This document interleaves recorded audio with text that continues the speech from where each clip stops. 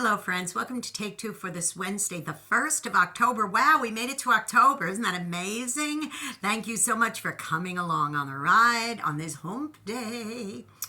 Well, I was thinking about something when I heard some news from a friend who had a family member pass away, and they had to go out of town and they had to go take care of business with that. And of course it's painful. It was actually an uncle who had passed away. They weren't super close or anything, but still it was a family member and close with the cousins and things like that. So there was some pain involved, and also some memories of them losing their own parent and that sort of thing.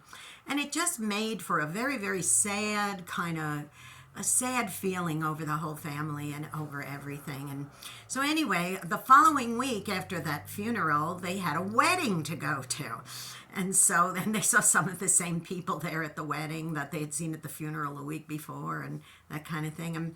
And suddenly it was like they could just forget all the sadness, and the deterrent was that they were able to go and celebrate a happy situation. And sometimes, boys and girls, we just need to look for a deterrent in our lives. We may be wallowing in the same sad situation, or wallowing in the same difficult circumstances, or wallowing in some difficult thing that may have happened to you or to your family. And you just end up wallowing in it and stagnating in it. And you just can't get out of that stagnant pool. You're up to your ankles and you just can't seem. It seems like your feet are just stuck in the mud and you can't get out. But the truth of the matter is that there are deterrents. There are very good deterrents. And you can get out of that, and you can go forward, and you can experience happy things, and you can start counting your blessings instead of wallowing in your misery. Now, please, I'm going to bring some balance here, okay? I am not saying that you should just ignore a situation and make believe it's not there and it'll just go away. I'm not saying that at all. What I am saying is sometimes you just have to go through that difficult time, even if you're currently going through it, or a sad situation and you're in a grief process or something like that. But then look for opportunities to be deterred from it, to stop, to look at a walk through a garden, hold a baby in your arms, watch a funny program or movie on television. Find yourself a deterrent so that you're not just sinking deeper and deeper into despair.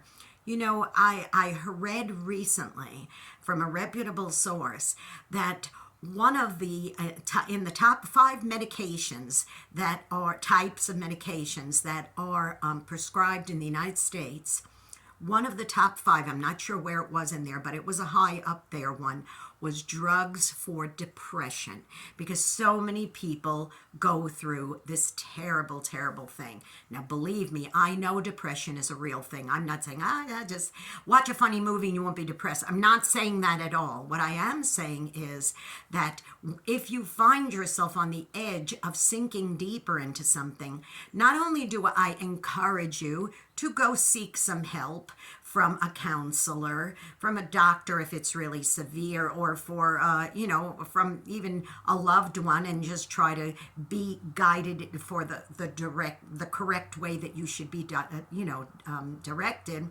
But also stop for a moment, even if it's just a simple thing, like not a simple thing, but if it's something that's going to pass quickly, like you went to a funeral and now that's over, and and just now let's go to a wedding and now let's enjoy ourselves. And look for deterrents, boys and girls, happy deterrents, because it is very important that we keep balance in our lives. And we can be sad, true, but it's so much better to be happy and full of joy. And I want to just leave you with a Bible verse, actually. And it says this: the joy of the Lord is our strength. So when you have joy in your heart, okay, that will make you strong, okay? Look for those deterrents. Now go out and be a blessing to somebody today who might be needing a deterrent. Maybe you're the deterrent to them.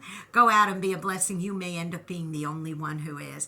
And don't forget, please subscribe to this YouTube channel if you haven't done so already. Jeanne Sigler, JeanneSigler. Hit the subscribe button, that notification bell, and you'll be notified every time another Take Two is posting. And of course, don't forget to stay tuned to my radio program p.m. Through the Eyes of a New York Woman. You could hear that every Saturday at 9 Eastern, 8 Central a.m. and p.m. on ultimateoldiesradio.com.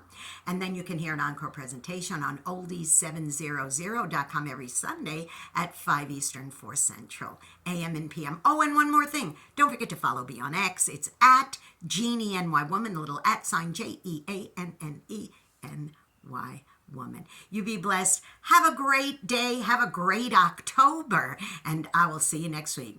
Bye-bye.